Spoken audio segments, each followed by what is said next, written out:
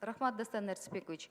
Гульшат Кадыровна, я бы поняла ваши мотивы, если бы вы говорили, что хотите бороться с порнографией в интернете, да, чтобы это ограничить доступ детям. Поэтому я сейчас пару моментов обозначу. Давайте только вы вот не перебивайте меня, как Дастан Далбаевича, пожалуйста.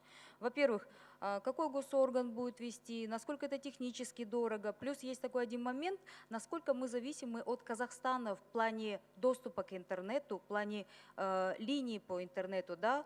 И вам, как представителю казахской диаспоры, все-таки не стоило быть инициатором этого законопроекта здесь в силу конфликта интересов. Первое. Второе. Половина жалоб, которые депутаты получают, даже в наш чат форума женщин, вы помните, это скриншоты соцсетей. Нехватка СИС, нехватка одежды, нехватка медицинских масок. Все это шло через соцсети, потому что был вакуум.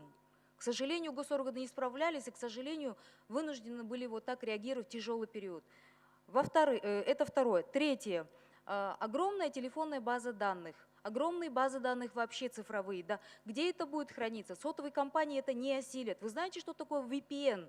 В Европе не могут с этим справиться. Это все можно избежать. В России пытались закрыть через Роскомнадзор, но у них тогда была нефть, у них были нефтедоллары. Сейчас у них этих нефтедолларов нет, они сейчас этим не будут заниматься, это очень дорого.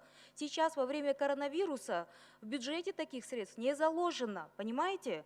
Потом телевидение через интернет, который идет, сайты новостные, которые через интернет идут, разных государств, все это будет замедляться. Когда идет попытка вот контролировать трафик, идет автоматическое уничтожение скорости, будет уменьшение скорости.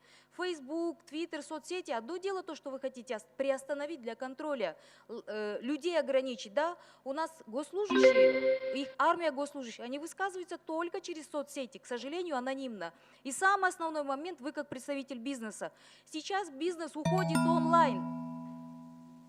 10 секунд. Сейчас бизнес уходит онлайн. Мы в коронавирус пытаемся их стимулировать. Давайте, ребята, вице-премьер выступает Асрандиев, уходите онлайн. Как они будут выходить онлайн, если вы пытаетесь замодерировать, зарегулировать вот эти вещи? Спасибо, Эльвира Джералбековна. Я как представитель Джогоку Кенеш сейчас говорю, не надо говорить, как чей я представитель бизнеса или еще чего-то.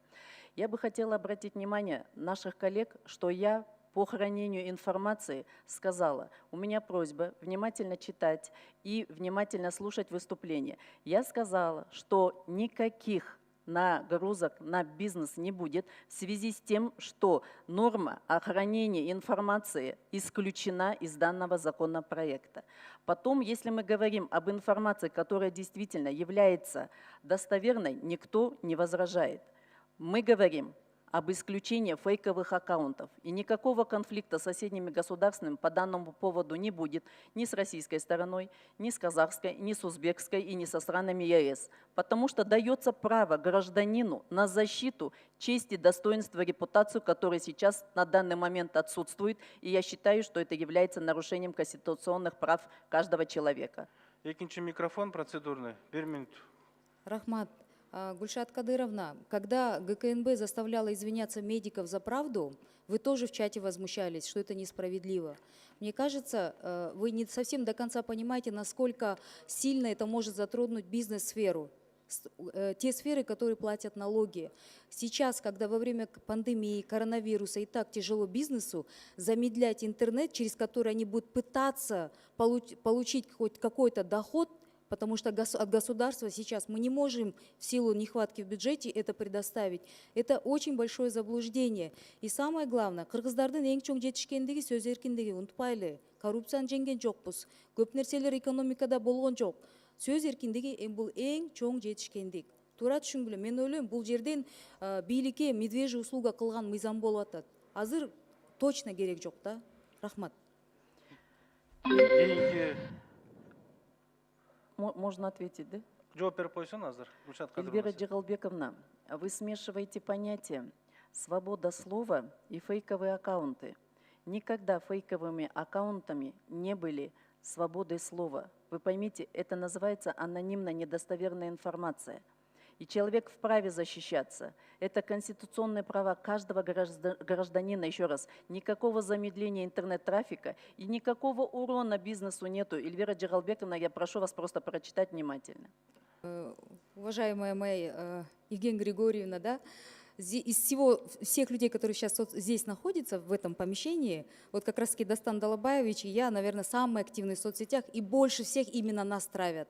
Это то, что мы это уже пережили, просто вы только входите в соцсети, поэтому вам, наверное, тяжелее это сейчас переживать. Но есть такой один момент, вкратце, если технически здесь кто-то понимает, они знают, есть VPN. Как можно это все обойти? Спецслужбы это обходят преспокойно. Это вот такая специальная программа, которая шифрует. Вы не сможете, это находится не здесь, не в Кыргызстане, вы не сможете это контролировать. Вы фейков не сможете в итоге контролировать. Проблема именно в том, поддержать законопроект не проблема, он пройдет большинством. Но поймите, потом технически это будет очень тяжело оседлать. Замедление интернета. Зачем нам зависеть от Казахстана?